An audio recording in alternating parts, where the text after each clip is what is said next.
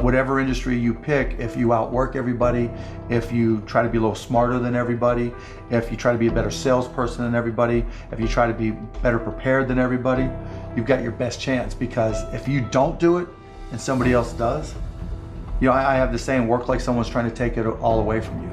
I actually work like someone's spending 24 hours, working 24 hours to take it all away from you. And that's kind of the way I look at it. What would you say is the number one reason why people fail? Lack of brains, lack of effort. Lack of brains, lack of effort. Yeah, they don't do the work. They don't learn, when you walk in the room, when you start a business and you start to talk about somebody, you're never in a vacuum with no competition, unless you're just extremely lucky. And if there's going to be competition, that means somebody else knows your business as well as you do when you get started. And if you walk into a competitive environment and they still know more about the business than you do and more about your customers, you're going to lose. But most people don't consider that. They don't do the work. They don't learn more about their industry. They don't know even about their business. And so you've got to put in the effort to know more about your industry than anybody else. And that's the brains part, and that's the effort part as well. Because look, if you're competing with me, you better know what you're doing, otherwise I'm gonna kick your ass, and you're not gonna outwork me. And so, the combination is usually what kills businesses early on more than anything. You could, within a 5-10 minute interview, say, this dude's not gonna make it as an entrepreneur. Yeah, I can typically tell, right? I can tell by their passion, I can tell by their focus, I can tell by their preparation. There's a whole realm of things in any business. Here's the business you're in, and here's 1,000 things that influence whether or not you're going to be successful. Through my experience in businesses, I can put myself in his position and say, okay, here are 900 of the 1,000 things he has to be aware of, and then go through and ask. And by how many of those or her issues they've been able to address already, that kind of gives me a sense of how hard they're willing to work. And I can tell by the questions they ask me. So all I have to do is say, okay, what do you want to know? And when they start saying, what should I do? They ask you. Yeah, and that's fine, right? And I want them to ask questions, but people like to say, the only stupid questions are the ones you don't ask, and that's not right? Because the questions you ask tell whoever more about you than anything else you do. Because in particular, it tells me about your preparation. If you ask me questions about just basic things that you should have known and you should have down to a science, that's going to disqualify you almost more than anything.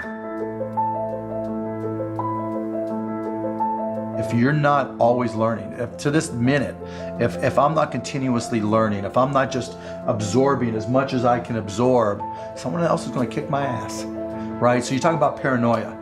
The greatest source of your paranoia should be knowledge. If someone else knows more than you do, and if you're not learning, if you don't know how to learn, if you don't have a thirst for learning and acquiring information, you're SOL. Do you think there needs to be a healthy level of paranoia? Oh, absolutely. There needs to be. Oh, yeah. I mean, I always say, for every one of my businesses, I say, what would I do to kick my own ass? Right? So whatever business you have, there's somebody trying to put you out of business. There's somebody trying to take a bite out of your business. And it's better for you to figure out how they're going to do it rather than they do it. And so, yeah, that's being paranoid. And so you have to be paranoid. You have to anticipate other people's next moves, and you can't ever, downplay the competition. I was at a business plan competition this morning at a college, and they were kind of being dismissive of the competition, and so you can't ever do that. They're out there trying to take you down, and they're not just going to sit still. And if you're good, really, really good, you're going to inspire them to work even harder, faster, better. And so you have to be, very self-aware of what you're good at and what other people are good at, and a healthy dose of paranoia makes a big difference. Is very helpful. Let's transition to a different subject with college. You went to IU, Yep. Right? Now you got a lot of people that say, forget about school, They're drop idiots. out of school. They're idiots. So you think they're idiots? They're idiots. Tell me why. If you're going to have and run a business, if you don't understand accounting, you're already behind the 8 ball. Can't you hire a guy that knows how to But run then they still have to communicate to you. Your accountant might tell you you're profitable, but your cash is going down.